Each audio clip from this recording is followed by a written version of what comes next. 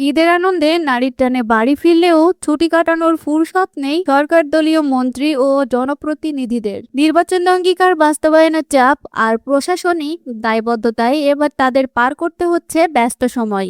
বর্তমান সরকার গঠনের পরপরই মধ্যপ্রাচ্য যুদ্ধ আর দ্রব্যমূল্যের ঊর্ধ্বগতির মতো চ্যালেঞ্জ মোকাবিলা করতে হচ্ছে প্রশাসনকে।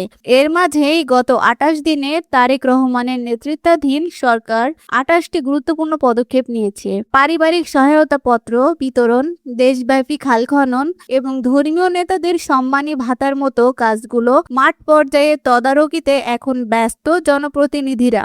১৮০ দিনের সংক্ষিপ্ত পরিকল্পনা বাস্তবায়নে মন্ত্রণালয়গুলো এখন তটস্থ।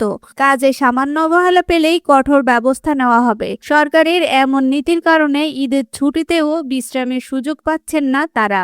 বিশেষ করে পয়লা বৈশাখে কৃষক পরিচয়পত্র বিতরণের প্রস্তুতি সরাসরি তদারকি করতে হচ্ছে মাঠ পর্যায়ে। প্রধানমন্ত্রীর সরাসরি নজরদারি থাকায় ব্যক্তিগত চাওয়া পাওয়ার ঊর্ধ্বে উঠে অনেককে নিজ নিজ কর্মস্থলেই থাকতে হচ্ছে।